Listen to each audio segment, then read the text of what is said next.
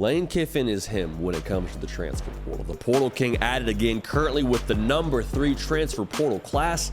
Just landed Juice Wells, the wide receiver from South Carolina, over the weekend. Have 9 transfers committed currently, and this is no surprise for us, right? This is not a new thing when it comes to Lane Kiffin in 2022. Had the number 1 portal class in the entire country, which included a 1 Jackson Dart. Would say that worked out okay so far. In 2023, they took 24 transfers with a number 6 class in America, which of course included the likes of a 1 Trey Harris, who said, you know what, run that back, Turbo, I want it back for another year. He had a really good season, which we'll talk about all that in a second. Why is it working this way for Lane Kiffin? Why is he able to cook like this when it comes to the recruiting trail with the transfer portal? We'll talk about that. Make sure you're dialed in right here. Transfer portal does not sleep. The show doesn't sleep either. 365 days a year, the Hard Count has got content for you live 3 times a week, Tuesday, Wednesday, Thursday, 11 a.m. Eastern. Get at me on the socials at JD Piquel, Twitter and on Instagram, to let me know how you feel about the way that Lane Kiffin is cooking right now when it comes to the portal. So like I said, just landed Juice Wells. But why was he able to land a guy like Juice Wells? To me, I think you landed a guy like Juice Wells because of what you did with a guy like Trey Harris this past season. There's the proof of concept there that attracts talent and creates confidence for if I transfer to the SIP, hashtag transfer to the SIP, I know that my talents will be utilized. I know that when I go there, there is somebody that was in my shoes a year ago that had success and that I can emulate and potentially walk into what they did and have a career and have a season like they did before me. Trey Harris, obviously still in Oxford, but he transferred from Louisiana Tech. 47 catches, 851 yards, 8 touchdowns. I would say it worked out for him. Juice Wells, extremely productive in 2022, 68 catches, 928 yards, 6 touchdowns. The bottom line here is I think Juice Wells, you'd have to believe. NIL probably a factor, probably to factor in all these guys that are coming out of the portal, but to go to Ole Miss, I think he felt more confident because of what A1 Trey Harris did, transferring and playing the same position as him from a year ago and having the success he did. So that's the first part of this. Now, they've always been great in the portal, has Ole Miss, has Lane Kiffin, as I just mentioned, with 2 top 10 classes, including a number 1 class in 2022 via the portal. But the next step they have right now that they're taking advantage of is the way they're stacking the trenches on the defensive line. Defensively last year for Ole Miss, allowed 4 yards a carry. Allowed 4 yards a carry. So what does that tell us? Those big boys up front, they had to get better this offseason. Whether it was, hey, we're hitting the squat rack a little bit harder, or we're going to the portal. Looks like they're probably going to do both. Landed Tyler Barron from Tennessee. Landed Princely Umanmielen from Florida. 2 individuals that know what they're signing up for when they get to Ole Miss, having played in the SEC already, and 2 individuals that have shown what they can do in the SEC. This is not some wondering, guessing game when they get on campus what they're going to be. Their tape is their resume, and their resume is run through the filter of the conference that Ole Miss plays in. So you feel good about what they're bringing to the table. To beat the big boys, you got to have the big boys. There's also currently a prediction out there from our own Pete Nakos here at On3, who's crushing the portal. Hit your notifications on for him on Twitter.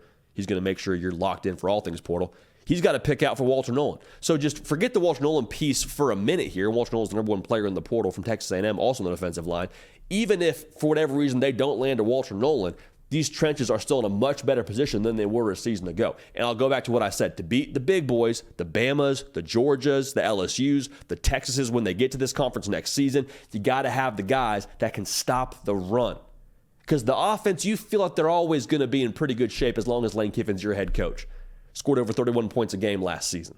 You feel good about where that operation is, okay? The defense, the trenches, that's the difference maker between winning 10 games, competing in the SEC, then competing for the SEC title and bringing home hardware from what you did in Atlanta. Because that's what Georgia has, that's what Bama has, that quite frankly Ole Miss hasn't had previously. I don't know that'll be the case in 2024 by nature of how heavily they're hitting the portal.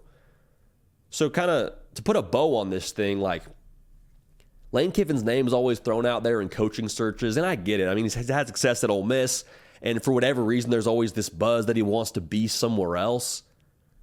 The way he's hitting the portal right now doesn't look like an individual that looks like he would rather be anywhere besides Ole Miss. Now, I don't have insider information. That's just the way that it looks to me on the outside looking in at what he's doing there. And also, Lane Kiffin beats to his own drum, does his own thing on Twitter, hits the portal really, really heavily. And guess what? Ole Miss backs him. Ole Miss not just supports him, they champion him in all his endeavors.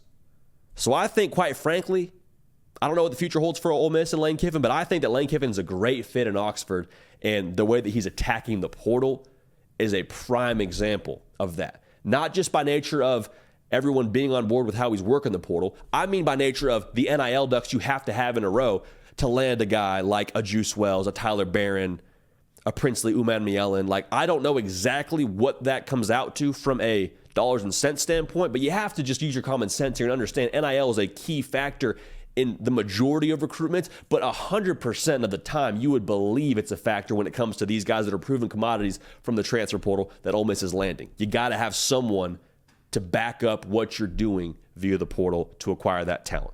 So, Lane Kiffin, just want to make sure we're on the same page here. Currently, he is him. He is a portal king. He is crushing it, and we'll keep an eye on this thing as it moves forward in 2024. Because when you expand the playoff now, Ole Miss, flirting with that top tier in the SEC, behind Bama, behind Georgia and all that, I understand it. But I'm just saying, when you expand this thing to 12, you put a team like Ole Miss in the dance, give them a chance to get hot. I don't know if I want to see Ole Miss when it comes to tournament time, especially if they're playing with the trenches and even improving the trenches potentially like they have right now. Keep it locked right here. Again, subscribe. 1, 2, follow me on the socials. JD Piquel, at JD Piquel on Twitter and on Instagram. We appreciate y'all. We love y'all. We're going to keep this party rolling now. We will see y'all next time. Hey, y'all. Thanks so much for watching. Subscribe to the channel here to make sure you don't miss an episode of The Hard Count. Also, be sure to check out other videos on the On3 YouTube channel.